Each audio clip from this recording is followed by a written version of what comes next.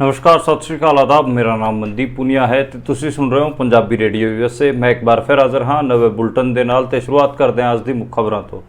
ਕਾਂਗਰਸ ਦੇ ਵੱਡੇ ਆਗੂ ਰਾਹੁਲ ਗਾਂਧੀ ਨੇ ਅੱਜ ਹਰਿਆਣੇ ਦੇ ਮਹਿੰਦਰਗੜ੍ਹ ਦੇ ਵਿੱਚ ਇੱਕ ਰੈਲੀ ਨੂੰ ਸੰਬੋਧਿਤ ਕਰਦਿਆਂ ਕਿਹਾ ਕਿ ਨਰਿੰਦਰ ਮੋਦੀ ਨਾਂ ਦਾ ਗੁਬਾਰਾ ਹੁਣ ਫਟ ਚੁੱਕਿਆ ਹੈ, ਉਹਨਾਂ ਦੀ ਕੋਈ ਵੀ ਛਵੀ ਨਹੀਂ ਬਚੀ ਹੈ ਤੇ ਉਹਨਾਂ ਨੇ ਅਗਨੀਵੀਰ ਤੇ ਸਪੈਸ਼ਲ ਫੋਕਸ ਕਰਦਿਆਂ ਕਿਹਾ ਕਿ ਜੇ ਉਹਨਾਂ ਦੀ ਸਰਕਾਰ ਬਣੀ ਤਾਂ ਉਹ ਅਗਨੀਵੀਰ ਯੋਜਨਾ ਨੂੰ ਫਾੜ ਕੇ ਕੂੜੇਦਾਨ 'ਚ ਪਾ ਦੇਣਗੇ। इलैक्शन कमीशन ऑफ इंडिया ने बीजेपी और कांग्रेस पार्टी को एक नोटिस भेजद्या कहा है कि वो अपने स्टार प्रचारकों को कहन कि वो अपनी मर्यादित भाषा का प्रयोग करन। इस तो अलावा इलैक्शन कमीशन ऑफ इंडिया ने यह भी कहा है कि समाज को वंडण वाले स्पीचीज इस चोणों च ना दिते जाण। राजस्थान के झुंझुनू जिले में एक दलित युवक रामेश्वर नूं शराब माफिया ने कुट के मार दिता है। मारदियां उन्होंने उसकी वीडियो भी बनाई है जिहड़ी कि सोशल मीडिया ते वायरल हो रही है। सोशल मीडिया ते दलित एक्टिविस्ट लगातार लिख रहे हैं दलित लाइव मैटर्स। उस तो बाद राजस्थान की बीजेपी सरकार दलित अत्याचार वाले मामले ते घिरी हुई है ते सरकार ने जल्द ही इहदे ते वड्डी कार्रवाई करने की घोषणा भी की है। 5 बंदियां नूं गिरफ्तार भी किया गया है ते उन्हां नाल पुलिस ने कुटमार करके उन्होंने सोशली कमाया भी गया है। प्रधानमंत्री नरेंद्र मोदी दी पंजाब दे पटियाला शहर विच पहली रैली होण जा रही है जिहदे च किसान काले झंडे दिखाण दी गल कह रहे हैं। देश दा अन्नदाता प्रधानमंत्री नरेंद्र मोदी नाल गुस्सा हैगा ते ओ शंभू बार्डर ते खनौरी बॉर्डर ते आंदोलित भी है। अडानी ग्रुप ते खराब क्वालिटी दा कोयला महंगे भाव च बेचण दे आरोप लगे हैं ते उन्हां ने एक कोयला इलैक्ट्रिसिटी बोर्ड नूं बेचिया सी। उस तो बाद लगातार सोशल मीडिया ते इहदे बारे लिखिया जा रहा है। मनी कंट्रोल वालियां ने इहदे ते खबर ब्रेक की सी। उस तो बाद अडानी ग्रुप लगातार खबरों च घिरदा जा रहा है ते अडानी ग्रुप ने एक अपना जवाबनामा भी दिता जिहदे च उन्होंने कहा कि सारे आरोप झूठ हैं। झारखंड के साबका मुख्यमंत्री हेमंत सोरेन नूं सुप्रीम कोर्ट तो एक वड्डा झटका लग्या है। उन्होंने सुप्रीम कोर्ट के सामने इंटरिम बेल वास्ते अपलाई किया सी। सुप्रीम कोर्ट ने उस इंटरिम बेल की एप्लीकेशन नूं खारिज कर दिता है। अज शंभू बार्डर ते खनौरी बार्डर ते चल रहे किसान आंदोलन दे पूरे 100 दिन हो गए हैं ते किसान आंदोलन लगातार जारी है। इस बुलेटिन तो बाद मैं उस पूरे किसान आंदोलन दे बारे भी अपनी एक टिप्पणी करांगा। ये सीगियां अज दियां मुख खबरां। हुण करदे आं पहिलां खबरां दा विश्लेषण ते शुरुआत करदे आं सब तो पहली खबर तो जिहड़े कि राहुल गांधी दी हरियाणे दे विच रैली दी खबर है। हरियाणे दे विच महेंद्रगढ़ लोक सभा सीट ते राहुल गांधी एक रैली करन आए सीगे। चरखी दादरी विच रैली सीगी ते उत्थे उन्होंने कहा कि जिहड़ा नरेंद्र मोदी का गबारा है वह फट चुक्या, उन्होंने कोई छवि नहीं बची है। अज तुसी जो चाहो नरेंद्र मोदी तो वो बुला सकते हो। मैं जो भी इशारा करांगा वही नरेंद्र मोदी बोलणगे। उन्होंने कोई हैसियत कोई औकात नहीं बची है, वो जमा थक गए हैगे आ।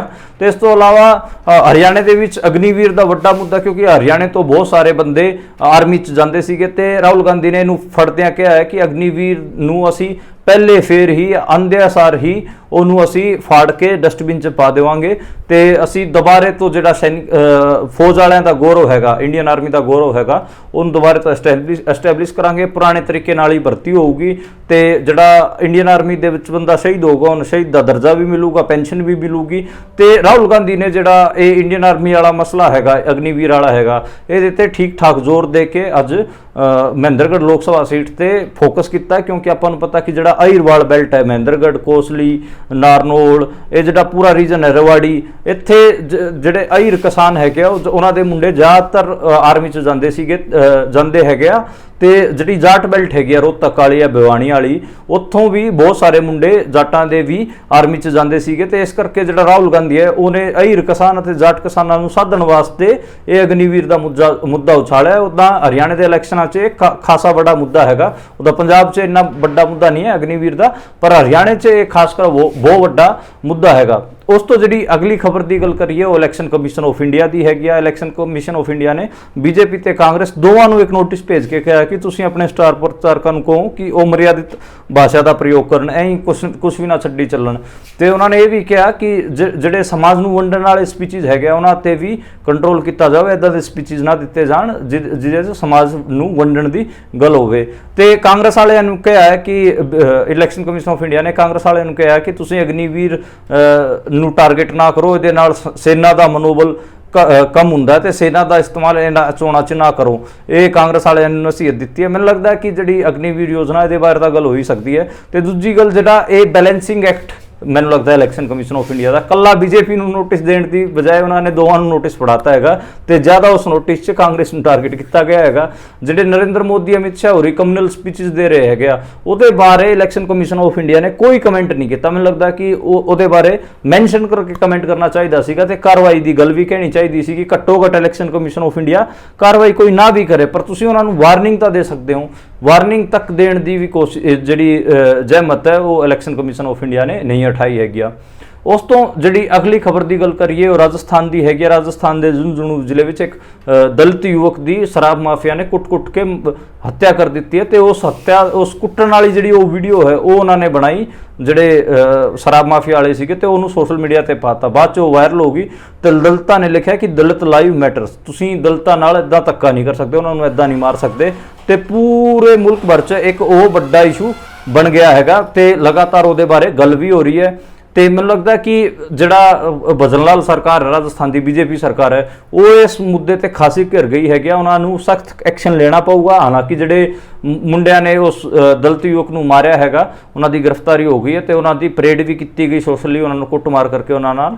ਤੇ ਮੈਨੂੰ ਲੱਗਦਾ ਕਿ ਇੱਕ ਨਜ਼ੀਰ ਬਣਨੀ ਚਾਹੀਦੀ ਹੈ, ਇੱਦਾਂ ਦੀ ਕਾਰਵਾਈ ਇਸ ਮਾਮਲੇ ਤੇ ਹੋਣੀ ਚਾਹੀਦੀ ਹੈ। ਤੁਸੀਂ ਜੇ ਉਸ ਵੀਡੀਓ ਨੂੰ ਦੇਖੋਗੇ ਦਲਿਤ ਯੁਵਕ ਨਾਲ ਕਿਵੇਂ ਕੁੱਟਮਾਰ ਕੀਤੀ ਜਾ ਰਹੀ ਹੈ, ਤੁਹਾਡੇ ਰੋਂਗਟੇ ਖੜੇ ਹੋ ਜਾਣਗੇ। ਬਹੁਤ ਹੀ ਵਾਹੀਆਤ, ਬਹੁਤ ਹੀ ਭਿਆਨਕ ਹੈਗੀ ਆ ਤੇ ਜਿੰਨੀ ਵੀ ਨਖੇਦੀ ਹੋ ਸਕੇ ਉਹ ਕੀਤੀ ਜਾਵੇ ਬਹੁਤ ਘੱਟ ਹੈਗੀ ਆ। ਇਹਦੀ ਇੱਕ ਹਿਸਾਬ ਨਾਲ ਪੂਰਾ ਇੱਦਾਂ ਦੇ ਜਿਹੜੇ ਕ੍ਰਾਈਮਸ ਹੈਗੇ, ਹੇਟ ਕ੍ਰਾਈਮਸ ਦਲਿਤਾਂ ਦੇ ਨਾਲ ਹੁੰਦੇ ਹੈਗੇ ਆ, ਦਲਿਤਾਂ ਦੇ ਖਿਲਾਫ ਹੁੰਦੇ ਹੈਗੇ ਆ, ਉਹਨਾਂ ਤੇ ਰੋਕ ਲੱਗਣੀ ਚਾਹੀਦੀ ਤੇ ਜਿਹੜੇ ਦੋਸ਼ੀ ਪਾਏ ਜਾਂਦੇ ਹੈਗੇ ਉਹਨਾਂ ਤੇ ਕੜੀ ਤੇ ਕੜੀ ਕਾਰਵਾਈ ਹੋਣੀ ਚਾਹੀਦੀ। ਉਸ ਤੋਂ ਜਿਹੜੀ ਅਗਲੀ ਖਬਰ ਦੀ ਗੱਲ ਕਰੀਏ ਉਹ ਪ੍ਰਧਾਨ ਮੰਤਰੀ ਨਰਿੰਦਰ ਮੋਦੀ ਬਾਰੇ ਹੈਗੀ ਆ। ਨਰਿੰਦਰ ਮੋਦੀ ਦੀ ਅਗਲੀ ਰੈਲੀ ਪਟਿਆਲੇ ਦੇ ਵਿੱਚ ਕੱਲ੍ਹ ਉਹ ਰੈਲੀ ਹੋਣ ਜਾ ਰਹੀ ਹੈ 23 ਮਈ ਨੂੰ ਤੇ ਪੰਜਾਬ ਦੇ ਵਿੱਚ ਨਰਿੰਦਰ ਮੋਦੀ ਆਣਗੇ ਤੇ ਕਿਸਾਨ ਇਹਦੇ ਤੇ ਔਖਾ ਹੈਗਾ ਤੇ ਕਿਸਾਨ ਕਹਿ ਰਹੇ ਹੈਗਾ ਕਿ ਅਸੀਂ ਪਟਿਆਲੇ ਜ਼ਿਲ੍ਹੇ ਦੇ ਬਰੂਹਾਂ ਤੇ ਹੀ ਬੈਠੇ ਹੈਗੇ, ਜਿਹੜਾ ਆਪਣਾ ਇਹ ਪੈਂਦਾ ਹੈਗਾ ਕੀ ਰਾਜਪੁਰਾ ਬਾਰਡਰ, ਜਿਹੜਾ ਸ਼ੰਭੂ ਬਾਰਡਰ ਕਹਿੰਦੇ ਹੈਗੇ ਆ। ਤੇ ਜੇ ਆਪਾਂ ਦੂਜੇ ਉਸ ਦੀ ਵੀ ਖਨੌਰੀ ਬਾਰਡਰ ਦੀ ਵੀ ਗੱਲ ਕਰੀਏ, ਦੋਵੇਂ ਪਟਿਆਲੇ ਤੋਂ ਖਾਸੇ ਨੇੜੇ ਹੈਗੇ ਆ ਤੇ ਇਸ ਕਰਕੇ ਕਿਸਾਨ ਕਹਿ ਰਹੇ ਨੇ ਅਸੀਂ ਤਾਂ ਤੁਹਾਡੇ ਬਹੁਤ ਨੇੜੇ ਬੈਠੇ ਆ, ਤੁਸੀਂ ਸਾਡੀ ਗੱਲ ਸੁਣ ਲਓ। ਤੇ ਨਰਿੰਦਰ ਮੋਦੀ ਨੂੰ ਕਾਲੇ ਝੰਡੇ ਦਿਖਾਉਣ ਵਾਸਤੇ ਕਿਸਾਨ ਸ਼ੰਭੂ ਬਾਰਡਰ ਤੇ ਖਨੌਰੀ ਬਾਰਡਰ ਤੋਂ ਕੱਲ ਪਟਿਆਲੇ ਜਾਣਗੇ। ਕਿਸਾਨਾਂ ਨੇ ਇਹਨੂੰ ਇਸ਼ੂ ਬਣਾ ਲਿਆ ਹੈ, ਕਿਸਾਨ ਆਗੂਆਂ ਨੇ ਸਾਫ਼ ਸਟੇਟਮੈਂਟਾਂ ਵੀ ਦਿੱਤੀਆਂ ਤੇ ਕਿਸਾਨਾਂ ਨੇ ਤਿਆਰੀ ਸ਼ੁਰੂ ਕਰ ਦਿੱਤੀ ਹੈ। ਪ੍ਰਸ਼ਾਸਨ ਨੇ ਵੀ ਆਪਣੀ ਤਿਆਰੀ ਸ਼ੁਰੂ ਕਰ ਦਿੱਤੀ ਹੈ, ਬਹੁਤ ਸਾਰੇ ਰੋਡਾਂ ਨੂੰ ਜਾਮ ਕਰ ਦਿੱਤਾ ਗਿਆ ਹੈਗਾ। ਨਰਿੰਦਰ ਮੋਦੀ ਤੋਂ ਹੈਲੀਕਾਪਟਰ ਤੋਂ ਆਉਣਗੇ ਪਰ ਇੱਥੇ ਲੋਕਾਂ ਨੂੰ ਉਹ ਜਾਮ 'ਚ ਛੱਡ ਕੇ ਵਾਪਸ ਪਰਤ ਜਾਣਗੇ। ਬਹੁਤ ਬੁਰੀ ਸਥਿਤੀ ਇਸ ਟਾਈਮ ਹੋ ਰੱਖੀ ਹੈ। ਕਿਸਾਨਾਂ ਦੀ ਜਿਹੜੀ ਮੰਗਾਂ ਹੈਗੀਆਂ ਉਹ ਬਹੁਤ ਜਾਇਜ਼ ਹੈਗੀਆਂ, ਨਰਿੰਦਰ ਮੋਦੀ ਨੂੰ ਮੰਨਣੀ ਚਾਹੀਦੀਆਂ, ਪਰ ਨਰਿੰਦਰ ਮੋਦੀ ਲਗਾਤਾਰ ਅਣਦੇਖੀ ਕਰ ਰਹੇ ਹੈਗੇ ਤੇ ਕਿਸਾਨਾਂ ਦੇ ਘਰੇ ਹੀ ਆ ਕੇ ਉਹਨਾਂ ਨੂੰ ਮਤਲਬ ਸਮਝਾਉਣ ਦੀ ਕੋਸ਼ਿਸ਼ ਕਰ ਰਹੇ ਆ, ਫਿਰ ਰੈਲੀ ਕਰਕੇ ਉਹਨਾਂ ਨੂੰ ਵੋਟਾਂ ਮੰਗ ਰਹੇ ਹੈਗੇ। ਇੰਨੀ ਜ਼ਰੂਰਤ ਤਾਂ ਮੈਨੂੰ ਲੱਗਦਾ ਕਿ ਨਹੀਂ ਹੋਣੀ ਚਾਹੀਦੀ ਸੀ। ਘੱਟੋ ਘੱਟ ਜੇ ਤੁਸੀਂ ਅਣਦੇਖੀ ਕਰ ਰਹੇ ਹੋ ਆਪਣੇ ਭਰਾ ਹਿੰਦੀ ਬੈਲਟ 'ਚ ਫਿਰੀ ਜਾਓ, ਪੰਜਾਬ 'ਚ ਰੈਲੀ ਕਰਨ ਦਾ ਕੀ ਮਤਲਬ ਹੈ? ਜੇ ਪੰਜਾਬ 'ਚ ਰੈਲੀ ਕਰਨ ਆਉਂਗੇ ਤਾਂ ਮੈਨੂੰ ਲੱਗਦਾ ਕਿ ਇਹਦਾ ਰਿਐਕਸ਼ਨ ਹੋਊਗਾ ਤੇ ਕਿਸਾਨ ਉਹਨਾਂ ਨੂੰ ਕਾਲੇ ਝੰਡੇ ਦਿਖਾਉਣ ਵਾਸਤੇ ਕੱਲ ਪਟਿਆਲੇ ਦੇ ਵਿੱਚ ਜਾਣਗੇ। ਉਸ ਤੋਂ ਜਿਹੜੀ ਅਗਲੀ ਖਬਰ ਦੀ ਗੱਲ ਕਰੀਏ ਉਹ ਅਡਾਨੀ ਬਾਰੇ ਹੈਗੀ ਆ। ਅਡਾਨੀ ਜਿਹੜਾ ਗਰੁੱਪ ਹੈਗਾ ਉਹ ਆਪਾਂ ਨੂੰ ਪਤਾ ਕਿ ਕੋਇਲਾ ਵੀ ਐਕਸਪੋਰਟ ਕਰਦਾ ਹੈ ਤੇ ਕੰਪਨੀਆਂ ਨੂੰ ਕੋਇਲਾ ਵੀ ਸਪਲਾਈ ਕਰਦਾ ਹੈ। ਇੱਦਾਂ ਹੀ ਜਿਹੜਾ ਭਾਰਤ ਦਾ ਇਲੈਕਟ੍ਰਿਸਿਟੀ ਬੋਰਡ ਹੈ ਉਹ ਜਿਹੜੇ ਸਟੇਟਾਂ ਦੇ ਬੋਰਡ ਹੈਗੇ ਉਹਨਾਂ ਨੂੰ ਕੋਇਲਾ ਸਪਲਾਈ ਦਾ ਕੰਮ ਅਡਾਨੀ ਨੂੰ ਮਿਲਿਆ ਹੈ ਤੇ ਅਡਾਨੀ ਤੇ ਆਰੋਪ ਲੱਗੇ ਹਨ ਕਿ ਉਹਨਾਂ ਨੇ ਥਰਡ ਕੁਆਲਿਟੀ ਦਾ ਜਿਹੜਾ ਕੋਇਲਾ ਹੈਗਾ ਉਹ ਮਹਿੰਗੇ ਦਾਮਾਂ 'ਚ ਵੇਚਿਆ ਹੈਗਾ ਸਟੇਟ ਇਲੈਕਟ੍ਰਿਸਿਟੀ ਬੋਰਡਸ ਨੂੰ ਤੇ 3 ਗੁਣਾ ਮੁਨਾਫਾ ਜ਼ਿਆਦਾ ਕਮਾਇਆ ਹੈਗਾ। ਇਹਦੇ ਤੇ ਖਾਸਾ ਰੋਲਾ ਪੈ ਰਿਹਾ ਹੈ ਤੇ ਅਦਾਨੀ ਗਰੁੱਪ ਨੇ ਹਾਲਾਂਕਿ ਇੱਕ ਸਟੇਟਮੈਂਟ ਜਾਰੀ ਕਰਕੇ ਕਿਹਾ ਕਿ ਇਹ ਨਿਰਾਧਾਰ ਹੈਗਾ, ਬੇਸਲੈਸ ਹੈਗਾ, ਪਰ ਬਹੁਤ ਸਾਰੇ ਜਿਹੜੇ ਇਨਵੈਸਟੀਗੇਟਿਵ ਜਰਨਲਿਸਟ ਹੈਗੇ ਉਹਨਾਂ ਨੇ ਇਹਦੇ ਤੇ ਸਟੋਰੀਆਂ ਵੀ ਬ੍ਰੇਕ ਕੀਤੀਆਂ ਹੈਗੀਆਂ ਤੇ ਬਹੁਤ ਸਾਰੀ ਚੀਜ਼ਾਂ ਇਸ ਤੇ ਲੀਕ ਹੋ ਗਈਆਂ ਹੈਗੀਆਂ। ਇਸ ਕਰਕੇ ਜਿਹੜਾ ਅਡਾਨੀ ਦਾ ਕੋਇਲਾ ਸਕੈਮ ਹੈ ਉਹਦੇ 'ਚ ਨਰਿੰਦਰ ਮੋਦੀ ਦਾ ਨਾਮ ਵੀ ਆ ਰਿਹਾ, ਕਿਉਂਕਿ ਨਰਿੰਦਰ ਮੋਦੀ ਦਾ ਆੜੀ ਦੱਸਿਆ ਜਾਂਦਾ ਹੈ ਜਿਹੜਾ ਗੌਤਮ ਅਡਾਨੀ ਹੈ। ਤਾਂ ਇਸ ਕਰਕੇ ਇਹ ਕਿਹਾ ਜਾ ਰਿਹਾ ਕਿ ਨਰਿੰਦਰ ਮੋਦੀ ਨੇ ਆਪਣੇ ਦੋਸਤ ਨੂੰ ਖਰਾਬ ਕੁਆਲਿਟੀ ਦੇ ਕੋਇਲੇ ਤੋਂ ਹੀ ਲੱਖਾਂ ਕਰੋੜਾਂ ਰੁਪਇਆ ਕਮਾਤਾ। ਕਾਂਗਰਸ ਨੇ ਵੀ ਇਹਨੂੰ ਪਿਕ ਕਰ ਲਿਆ ਹੈ ਤੇ ਰਾਹੁਲ ਗਾਂਧੀ ਨੇ ਵੀ ਇਸ ਮਾਮਲੇ ਤੇ ਟਵੀਟ ਕਰਕੇ ਪੁੱਛਿਆ ਹੈ ਕਿ ਆਪਣੇ ਮਿੱਤਰ ਨੂੰ ਕਿਵੇਂ ਬਿਜ਼ਨਸ ਦੇ ਕੇ ਕਿਵੇਂ ਪੈਸੇ ਕਮਾ ਰਹੇ ਹੈਗੇ ਤੇ ਜਿਹੜਾ ਕੋਇਲਾ ਘੋਟਾਲਾ ਉਹ ਇੰਡੀਆ ਦੇ ਵਿੱਚ ਹੋ ਚੁੱਕਾ ਹੈ ਤੇ ਇਹਦੀ ਗੂੰਜ ਲਗਾਤਾਰ ਵੱਧਦੀ ਜਾ ਰਹੀ ਹੈ। ਮੈਨੂੰ ਲੱਗਦਾ ਕਿ ਇਸ ਇਲੈਕਸ਼ਨ 'ਚ ਇਹ ਮਾਮਲਾ ਪਖੂਗਾ ਤੇ ਅਡਾਨੀ ਦੀ ਤੇ ਨਰਿੰਦਰ ਮੋਦੀ ਠੀਕ ਠਾਕ ਬੇਇੱਜ਼ਤੀ ਹੋਣ ਵਾਲੀ ਹੈਗੀ ਆ। ਉਸ ਤੋਂ ਜਿਹੜੀ ਅਗਲੀ ਖਬਰ ਦੀ ਗੱਲ ਕਰੀਏ ਉਹ ਹੈਗੀ ਆ ਝਾਰਖੰਡ ਦੇ ਸਾਬਕਾ ਸੀਐਮ हेमंत सोरेन ਬਾਰੇ। हेमंत सोरेन ਨੇ ਆਪਣੀ ਇੰਟਰੀਮ ਬੇਲ ਵਾਸਤੇ ਸੁਪਰੀਮ ਕੋਰਟ ਦੇ ਵਿੱਚ ਐਪਲੀਕੇਸ਼ਨ ਲਗਾਈ ਸੀ ਤੇ ਸੁਪਰੀਮ ਕੋਰਟ ਨੇ ਉਹਨੂੰ ਖਾਰਿਜ ਕਰ ਦਿੱਤਾ ਹੈ ਤੇ ਕਿਹਾ ਹੈ ਕਿ ਤੁਸੀਂ ਸਾਨੂੰ ਗੁੰਮਰਾਹ ਕਰ ਰਹੇ ਹੋ। ਜਿਹੜੇ हेमंत सोरेन ਦੇ ਵਕੀਲ ਕਪਿਲ ਸਿੱਬਲ ਹੈਗਾ, ਉਹਨਾਂ ਨੂੰ ਜਿਹੜੇ ਜੱਜ ਸੀਗੇ ਉਹਨਾਂ ਨੇ ਕਿਹਾ ਕਿ ਤੁਸੀਂ ਸਾਨੂੰ ਗੁੰਮਰਾਹ ਕਰ ਰਹੇ ਹੋ, ਤੁਸੀਂ ਥੱਲੇ ਨੋਰਮਲ ਬੇਲ ਅਪਲਾਈ ਕੀਤੀ ਹੋਈ ਥੱਲੇ ਵਾਲੇ ਕੋਰਟ 'ਚ ਤੇ ਸਾਡੇ ਕੋਲ ਤੁਸੀਂ ਇੰਟਰੀਮ ਬੇਲ ਮੰਗਣ ਆ ਗਏ, ਤੁਸੀਂ ਸਾਡੇ ਤੋਂ ਕੀ ਲੁਕਾਉਣਾ ਚਾਹ ਰਹੇ ਹੋ। ਤੇ ਉਹਨਾਂ ਨੂੰ ਜਿਹੜਾ हेमंत सोरेन ਹੈਗਾ ਉਹਨਾਂ ਨੂੰ ਬੇਲ ਨਹੀਂ ਦਿੱਤੀ ਗਈ ਹੈਗੀ ਆ ਤੇ हेमंत सोरेन लगातार जुडिशियल कस्टडी 'ਚ ਹੀ ਰਹਿਣਗੇ। हेमंत सोरेन ਹੋਰੀ ਜਿਸ ਗਰਾਊਂਡ ਤੇ ਅਰਵਿੰਦ ਕੇਜਰੀਵਾਲ ਨੂੰ ਬੇਲ ਮਿਲੀ ਹੈ ਉਸੇ ਗਰਾਊਂਡ ਤੇ ਉਹ ਬੇਲ ਮੰਗ ਰਹੇ ਸੀਗੇ। ਜਿਹੜੀ ਈਡੀ ਹੈਗੀ ਆ ਉਹਨੇ ਬੇਲ ਨੂੰ ਅਪੋਜਿਟ ਕੀਤਾ। ਜਿਹੜੀ ਈਡੀ ਹੈਗੀ ਆ ਉਹਨੇ ਬੇਲ ਨੂੰ ਅਪੋਜ਼ ਕੀਤਾ ਤੇ ਉਸੇ ਗਰਾਊਂਡ ਤੇ ਕੀਤਾ। ਉਹਨਾਂ ਨੇ ਕਿਹਾ ਕਿ ਇੰਡੀਅਨ ਕਨਸਟੀਟਿਊਸ਼ਨ ਦੇ ਵਿੱਚ ਕੋਈ ਵੀ ਇਹ ਫੰਡਾਮੈਂਟਲ ਰਾਈਟ ਵੀ ਨਹੀਂ ਹੈ ਕਿ ਇਲੈਕਸ਼ਨਾਂ ਦੌਰਾਨ ਕਿਸੇ ਮੰਤਰੀ ਜਾਂ ਮੁੱਖ ਮੰਤਰੀ ਨੂੰ ਐਮਐਲਏ ਨੂੰ ਬੇਲ ਦਿੱਤੀ ਜਾਏ ਤਾਂ ਕਿ ਉਹ ਚੋਣ ਪ੍ਰਚਾਰ ਕਰ ਸਕੇ। ਤੇ ਕਿਤੇ ਨਾ ਕਿਤੇ ਜਿਹੜਾ हेमंत सोरेन ਦੀ ਜਿਹੜੀ ਬੇਲ ਐਪਲੀਕੇਸ਼ਨ ਉਹ ਖਾਰਿਜ ਤਾਂ ਹੋਣੀ ਸੀਗੀ। ਆਪਾਂ ਨੂੰ ਪਤਾ ਕਿ ਅਰਵਿੰਦ ਕੇਜਰੀਵਾਲ ਦੂਜੇ ਤਰੀਕੇ ਦਾ ਟ੍ਰੀਟਮੈਂਟ ਕੀਤਾ ਗਿਆ ਹੈਗਾ ਕੋਰਟ ਵੱਲੋਂ ਤੇ हेमंत सोरेन ਨਾਲ ਦੂਜਾ ਟ੍ਰੀਟਮੈਂਟ ਕੀਤਾ ਜਾ ਰਿਹਾ ਤੇ ਦੋਵਾਂ 'ਚ ਬਹੁਤ ਅੰਤਰ ਹੈਗਾ। ਜਿਹੜਾ हेमंत सोरेन ਵਾਲਾ ਮਾਮਲਾ ਉਹ ਸਿਰਫ 36 ਲੱਖ ਦੀ ਲੈਂਡ ਦਾ ਮਾਮਲਾ ਹੈ। 36 ਲੱਖ 'ਚ ਅੱਜ ਕੱਲ੍ਹ ਪੰਜਾਬ ਹਰਿਆਣੇ 'ਚ 100 ਗਜ਼ ਦਾ ਪਲੋਟ ਵੀ ਨਹੀਂ ਹੁੰਦਾ। ਤੇ ਜਿਹੜਾ ਅਰਵਿੰਦ ਕੇਜਰੀਵਾਲ ਦਾ ਮਾਮਲਾ ਹੈਗਾ ਉਹ 100 ਕਰੋੜ ਦਾ ਮਾਮਲਾ ਹੈ। ਫਿਰ ਵੀ ਅਰਵਿੰਦ ਕੇਜਰੀਵਾਲ ਨੂੰ ਬੇਲ ਦੇ ਦਿੱਤੀ ਗਈ, ਪਰ ਜਿਹੜਾ हेमंत सोरेन ਹੈ ਕਿਉਂਕਿ ਉਹ ਆਦੀਵਾਸੀ ਹੈਗਾ ਤੇ ਆਦੀਵਾਸੀ ਪਹਿਚਾਣ ਨਾਲ ਸੰਬੰਧਿਤ ਹੈ ਝਾਰਖੰਡ ਤੋਂ, ਤੇ ਉਸ ਬੰਦੇ ਨੂੰ ਬੇਲ ਨਹੀਂ ਦਿੱਤੀ ਗਈ ਹੈਗੀ ਆ। ਤੇ ਤੁਸੀਂ ਦੇਖ ਲਓ ਕਿ ਕਿੰਨੀ ਜਿਹੜੀ ਪਾਰਸ਼ੈਲਿਟੀ ਹੈਗੀ ਆ ਉਹ ਆਈਡੈਂਟੀਟੀ ਕਾਸਟ ਬੇਸਿਸ ਤੇ ਜੁਡੀਸ਼ਰੀ 'ਚ ਵੀ ਹੁੰਦੀ ਹੈ ਤੇ ਤੁਹਾਨੂੰ ਇਸ ਮਾਮਲੇ 'ਚ ਸਾਫ਼ ਦਿਖ ਜੂਗਾ। ਤੇ ਜਿਹੜੀ ਉਸ ਤੋਂ ਅਗਲੀ ਖਬਰ ਦੀ ਗੱਲ ਕਰੀਏ ਉਹ ਹੈਗੀ ਆ ਕਿ ਕਿਸਾਨ ਅੰਦੋਲਨ ਦੇ ਜਿਹੜੇ ਸ਼ੰਭੂ ਬਾਰਡਰ ਤੇ ਖਨੌਰੀ ਬਾਰਡਰ ਚੱਲ ਰਹੇ ਹੈਗੇ ਆ ਉਹਨਾਂ ਦੇ 100 ਦਿਨ ਪੂਰੇ ਹੋ ਗਏ ਹੈਗੇ ਤੇ ਅੱਜ ਉਹਨਾਂ ਨੇ ਆਪਣਾ ਸੈਲੀਬ੍ਰੇਟ ਵੀ ਕੀਤਾ ਹੈ। ਹਜ਼ਾਰਾਂ ਦੀ ਗਿਣਤੀ 'ਚ ਕਿਸਾਨ ਉੱਥੇ ਮੌਜੂਦ ਸੀਗੇ। ਤੇ ਇਹਦੇ ਤੇ ਮੈਂ ਇੱਕ ਟਿੱਪਣੀ ਵੀ ਕਰਨਾ ਚਾਹਾਂਗਾ। ਟਿੱਪਣੀ ਮੇਰੀ ਇਹ ਹੈ ਕਿ ਜਦੋਂ ਤੁਸੀਂ ਯਾਦ ਕਰੋ 22 ਜਨਵਰੀ 2024 ਯਾਨੀ ਕਿ ਇਸ ਸਾਲ ਦੀ ਜਿਹੜੀ 22 ਜਨਵਰੀ ਸੀ ਉਦੋਂ ਰਾਮ ਮੰਦਿਰ ਦੀ ਪ੍ਰਾਣ ਪ੍ਰਤਿਸ਼ਠਾ ਨਰਿੰਦਰ ਮੋਦੀ ਨੇ ਕੀਤੀ ਸੀ। ਉਸ ਤੋਂ ਬਾਅਦ ਜਿੰਨੀ ਵੀ ਆਪੋਜੀਸ਼ਨ ਪਾਰਟੀਆਂ ਸੀਗੀਆਂ, ਜਿੰਨੇ ਵੀ ਲੋਕ ਸੀਗੇ ਜਿਹੜੇ ਮੋਦੀ ਖਿਲਾਫ ਲੜਨ ਦੀ ਗੱਲ ਕਰਦੇ ਹੈਗੇ ਆ, ਉਹ ਸਾਰੇ ਨਿਰਾਸ਼ ਹੋ ਗਏ ਸੀ। ਉਹਨਾਂ ਨੂੰ ਲੱਗ ਰਿਹਾ ਸੀਗਾ ਕਿ ਹੁਣ ਕੁਝ ਨਹੀਂ ਬਚਿਆ, ਸਾਰਾ ਕੁਝ ਖਤਮ ਹੋ ਗਿਆ ਤੇ ਚੋਣ ਆਰਾਮ ਨਾਲ ਨਰਿੰਦਰ ਮੋਦੀ ਜਿੱਤ ਜੂਗਾ, ਰਾਮ ਮੰਦਿਰ ਦੇ ਇਸ਼ੂ ਤੇ ਜਿੱਤ ਜੂਗਾ ਤੇ ਬਹੁਤ ਸਾਰੀ ਨਿਰਾਸ਼ਾ ਆਪਾਂ ਨੂੰ ਦੇਖਣ ਨੂੰ ਮਿਲੀ ਸੀ। ਪਰ ਜਦੋਂ ਫਰਵਰੀ ਮਹੀਨਾ ਚੜ੍ਹਦਾ ਹੈਗਾ ਤੇ ਫਰਵਰੀ ਮਹੀਨੇ ਦੇ ਪਹਿਲੇ ਹਫਤੇ ਤੋਂ ਹੀ ਕਿਸਾਨਾਂ ਨੇ ਆਪਣੀ ਐਕਟੀਵਿਟੀਜ਼ ਸ਼ੁਰੂ ਕਰ ਦਿੱਤੀਆਂ ਸਨ ਤੇ ਉਹਨਾਂ ਨੇ ਕਾਲ ਦਿੱਤੀ ਸੀ ਕਿ ਅਸੀਂ 13 ਫਰਵਰੀ ਨੂੰ ਦਿੱਲੀ ਕੂਚ ਕਰਾਂਗੇ। ਜਦੋਂ 13 ਫਰਵਰੀ ਨੂੰ ਕਿਸਾਨ ਹਰਿਆਣੇ ਪੰਜਾਬ ਬਾਰਡਰਾਂ ਤੋਂ ਦਿੱਲੀ ਵੱਲ ਕੂਚ ਕਰਨ ਲੱਗਦੇ ਹੈਗੇ ਤੇ ਦਿੱਲੀ ਜਿਹੜੀ ਹਰਿਆਣੇ ਦੀ ਪੁਲਿਸ ਹੈ ਉਹਨੇ ਰੋਕਾਂ ਲਾਈਆਂ ਤੇ ਜਿਹੜੀ ਮਿਲਟਰੀ ਜਿਹੜੀ ਸਿਕਿਉਰਿਟੀ ਫੋਰਸਿਸ ਹੈਗੇ ਉਹਨਾਂ ਨੇ ਅਥਰੂ ਗੈਸ ਦੇ ਗੋਲੇ ਵੀ ਛੱਡੇ, ਗੋਲੀਆਂ ਵੀ ਚਲਾਈਆਂ ਕਿਸਾਨਾਂ ਤੇ ਉਸ ਤੋਂ ਬਾਅਦ ਇੱਕ ਪੂਰਾ ਮਾਹੌਲ ਖੜਿਆ ਹੋਇਆ। ਉੱਥੇ ਕਿਸਾਨਾਂ ਨੇ ਸੰਘਰਸ਼ ਕਰਕੇ ਦਿਖਾਇਆ ਤੇ ਲੋਕਾਂ ਨੂੰ ਇਹ ਮੈਸੇਜ ਦਿੱਤਾ, ਆਪੋਜੀਸ਼ਨ ਪਾਰਟੀਜ਼ ਨੂੰ ਵੀ ਇਹ ਮੈਸੇਜ ਦਿੱਤਾ ਕਿ ਦੇਖੋ ਜੇ ਤੁਹਾਡੇ ਕੋਲ ਸੋਲਿਡ ਮੁੱਦਾ ਹੈਗਾ, ਜਿਵੇਂ ਕਿਸਾਨਾਂ ਕੋਲ ਕਿਸਾਨੀ ਦਾ ਮੁੱਦਾ ਸੀਗਾ, ਐਮਐਸਪੀ ਦਾ ਮੁੱਦਾ ਸੀਗਾ, ਤੇ ਤੁਸੀਂ ਨਰਿੰਦਰ ਮੋਦੀ ਅਤੇ ਭਾਜਪਾ ਤੇ ਆਰਐਸਐਸ ਦੇ ਖਿਲਾਫ ਲੜਾਈ ਵਿੜ ਸਕਦੇ ਹੋ ਤੇ ਲੜ ਸਕਦੇ ਹੋ। ਤੇ ਕਿਸਾਨਾਂ ਨੇ ਉਹ ਲੜਾਈ ਲੜ ਕੇ ਦਿਖਾਈ। 13 ਫਰਵਰੀ ਤੋਂ ਲੈ ਕੇ 21 ਫਰਵਰੀ ਤੱਕ 7-8 ਦਿਨ ਲਗਾਤਾਰ ਬਾਰਡਰਾਂ ਤੇ ਬਹੁਤ ਟੈਨਸ਼ਨ ਦਾ ਮਾਹੌਲ ਰਿਹਾ। ਲਗਾਤਾਰ ਜਿਹੜੀ ਸਿਕਿਉਰਿਟੀ ਫੋਰਸਿਸ ਸੀਗੀਆਂ, ਹਰਿਆਣਾ ਪੁਲਿਸ ਸੀਗੀ, ਡਰੋਨ ਨਾਲ ਹਮਲੇ ਕਰਦੇ ਸੀਗੇ। 200 ਤੋਂ ਜ਼ਿਆਦਾ ਕਿਸਾਨ ਫੱਟੜ ਹੋਏ ਇਸ ਪੂਰੇ ਦੌਰਾਨ ਤੇ ਅਸੀਂ ਵੀ ਉੱਥੇ ਹੀ ਹੁੰਦੇ ਸੀਗੇ। ਅਸੀਂ ਲਗਾਤਾਰ ਗਰਾਊਂਡ ਰਿਪੋਰਟ ਕਰ ਰਹੇ ਸੀ, ਅਸੀਂ ਤੁਹਾਡੇ ਤੱਕ ਵੀਡੀਓਜ਼ ਵੀ ਪਹੁੰਚਾ ਰਹੇ ਸੀ। ਮੈਂ ਵੀ ਕਈ ਸਾਰੇ ground report Punjabi radio USA ਵਾਸਤੇ ਵੀ ਕੀਤੀਆਂ, ਮੇਰੇ ਟਵਿੱਟਰ ਅਕਾਊਂਟਾਂ ਵਾਸਤੇ ਵੀ ਕੀਤੀਆਂ। ਤੇ ਉਸ ਤੋਂ ਬਾਅਦ ਤੇ 14-15 ਫਰਵਰੀ ਦੇ ਨੇੜੇ ਤੇੜੇ ਸਾਰੇ ਕਿਸਾਨ ਆਗੂਆਂ ਦੇ ਜਿਹੜੇ ਅਕਾਊਂਟ ਸੀਗੇ ਉਹ ਬਲੌਕ ਕਰ ਦਿੱਤੇ ਗਏ। ਸੋਸ਼ਲ ਮੀਡੀਆ ਅਕਾਊਂਟ ਟਵਿੱਟਰ ਤੇ ਫੇਸਬੁੱਕ, ਯੂਟਿਊਬ, ਸਾਡੇ ਵੀ ਜਿਹੜੇ ਪੱਤਰਕਾਰ ਉੱਥੇ ਗਰਾਊਂਡ ਜ਼ੀਰੋ ਤੋਂ ਰਿਪੋਰਟ ਕਰ ਰਹੇ ਸੀ ਉਹਨਾਂ ਦੇ Twitter account, social media, YouTube ਸਾਰੇ ਖਾਤੇ ਬੰਦ ਕਰ ਦਿੱਤੇ ਗਏ। ਤੇ ਸਰਕਾਰ ਨਾਲ ਗੱਲਬਾਤ ਵੀ ਹੋ ਰਹੀ ਸੀ ਪੈਰਲਲ ਤੇ ਸਰਕਾਰ 5 ਫਸਲਾਂ ਤੇ ਐਮਐਸਪੀ ਖਰੀਦ ਦੀ ਗਾਰੰਟੀ ਦੇਣ ਲਈ ਤਿਆਰ ਸੀਗੀ, ਪਰ ਕਿਸਾਨ ਨਹੀਂ ਮੰਨੇ। ਕਿਸਾਨਾਂ ਨੇ ਕਿਹਾ ਕਿ 23 ਫਸਲਾਂ ਤੇ ਸਾਨੂੰ ਐਮਐਸਪੀ ਖਰੀਦ ਗਾਰੰਟੀ ਦਾ ਕਾਨੂੰਨ ਚਾਹੀਦਾ, ਇੱਦਾਂ ਖਾਲੀ ਗਾਰੰਟੀ ਨਹੀਂ ਚਾਹੀਦੀ 5 ਸਾਲ ਵਾਸਤੇ, ਸਾਨੂੰ ਕਾਨੂੰਨ ਚਾਹੀਦਾ ਤਾਂ ਕਿ ਇੰਡੀਆ ਦੇ ਵਿੱਚ ਕੋਈ ਵੀ ਫਸਲ ਹੈਗੀ ਆ ਉਹ ਐਮਐਸਪੀ ਦੇ ਥੱਲੇ ਕੋਈ ਵੀ ਪ੍ਰਾਈਵੇਟ ਪਲੇਅਰ ਹੋਵੇ ਜਾਂ ਸਰਕਾਰੀ ਖਰੀਦ ਏਜੰਸੀ ਹੋਵੇ ਕੋਈ ਵੀ ਐਮਐਸਪੀ ਤੋਂ ਥੱਲੇ ਨਾ ਖਰੀਦ ਸਕੇ। ਤੇ ਕਿਸਾਨਾਂ ਦੀ ਮੰਗ ਸੀਗੀ ਤੇ ਕਿਸਾਨ ਲਗਾਤਾਰ ਆਪਣੀ ਮੰਗ ਤੇ ਅੜੇ ਰਹੇ।